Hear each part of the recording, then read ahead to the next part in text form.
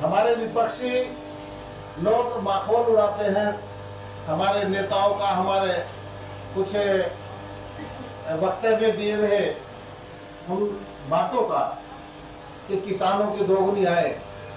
किसानों की दोगुनी आय केवल घर में पड़े रहने से या हम केवल वही बार बार फसल उगाने से नहीं कर सकते। कोई कहता है कि फसल के दाम बढ़ा दिए जाए, हम कहते हैं कि फसल के दाम भी देश की आर्थिक स्थिति के अनुसार ही बढ़ाए घटाए जा सकते हैं।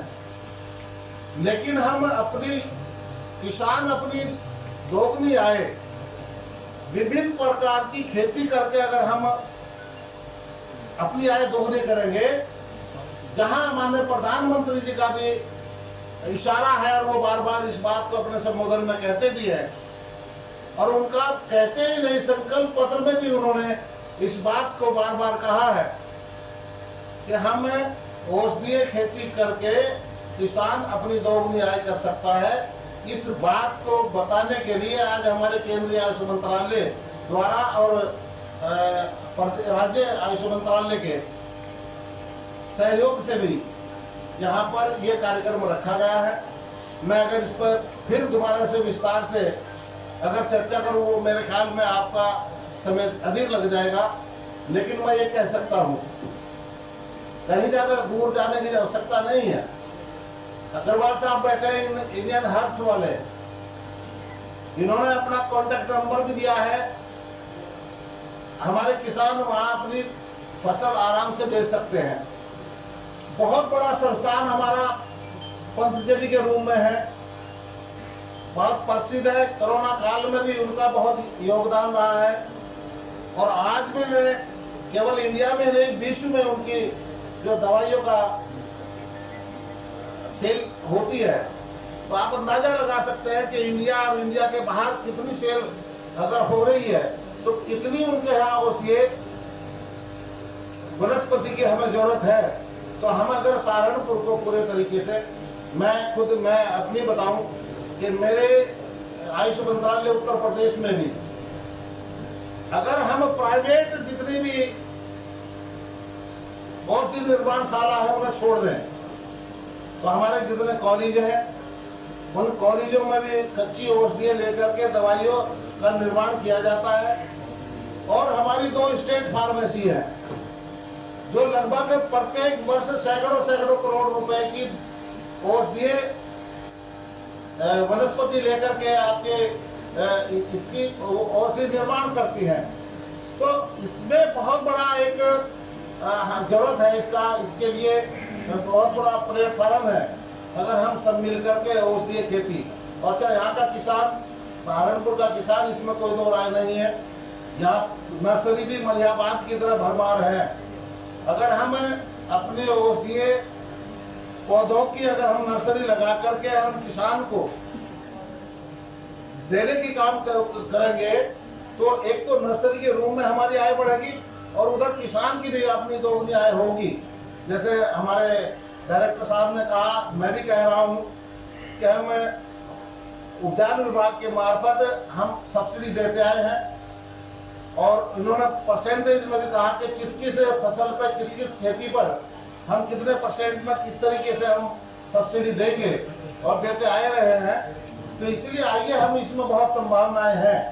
आज देश को बहुत आवश्यकता है, और जितने यहाँ किसान बैठे हैं उनकी सबकी रुचि बहुत अच्छी तरीके से इस औषधीय खेती में है। मैं आपका स्वागत करता हूं और आपका अभिनंदन करता हूं कि आपने जो ये देश ऋषियों मुनियों का देश है, इसमें ऋषि मुनि अपनी परंपरागत भारतीय चिकित्सा पद्धति योग और आयुर्वेद, इसका आविष्कार करके उन्होंने, आप सुनते होंगे, चाहे वो हमारे नबी और औलिया थे, चाहे हमारे ऋषि मुनि थे, जो हजारों साल तप और तपस्या वनों में करते थे। इबादत में बैठ करके काफी उनकी उम्र हुआ करती थी। उसका केवल कारण यही था कि न तो पेस्टिसाइड उस वक्त कोई डालता था और न कोई फर्टिलाइजर हमारे खाने सामान अनाज में पड़ता था, और वो योग और अपनी परंपरागत जो चिकित्सा पद्धति है, यदि हमने जड़ी बूटियों के द्वारा वो अपना इलाज वो किया करते थे। मैं अगर रामायण महाभारत या और बहुत से हमारे इतने ग्रंथ हैं, उसमें पूरे तरीके से दर्शाया गया है।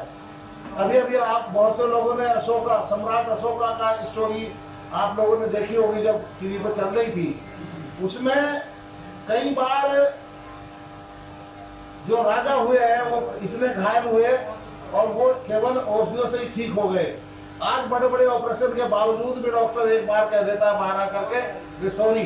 तो इसलिए अगर हम अपने औषधीय चिकित्सा पद्धति पर आएंगे तो किसान की आय भी दोगुनी होगी, हम स्वस्थ भी रहेंगे, और जब हम स्वस्थ रहेंगे तो हमारा देश स्वस्थ रहेगा, और जब देश स्वस्थ रहेगा तो स्वयं ही देश अपना प्रोग्रेस करेगा, तरक्की करेगा।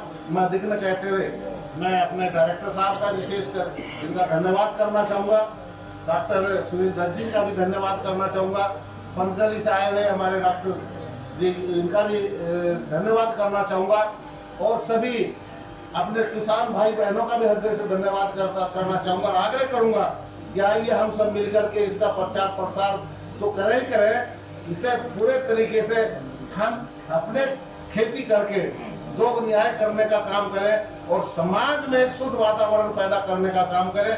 मैं अंत में विशेषकर भाई रविंद्र तोगड़िया और भाई संजय प्रधान जी का विशेषकर धन्यवाद करना चाहूँगा कि ये सभी किसान आपके संपर्क में है, और जितनी नॉलेज आपको पूरे तरीके से इस औषधीय संपदा की है, ये आप जिस तरीके से आप प्रचार प्रसार कर रहे हैं, इसमें और आप गति लाएंगे और प्रगति लाएंगे और इसे आगे बढ़ाने का काम करेंगे। बहुत बहुत धन्यवाद।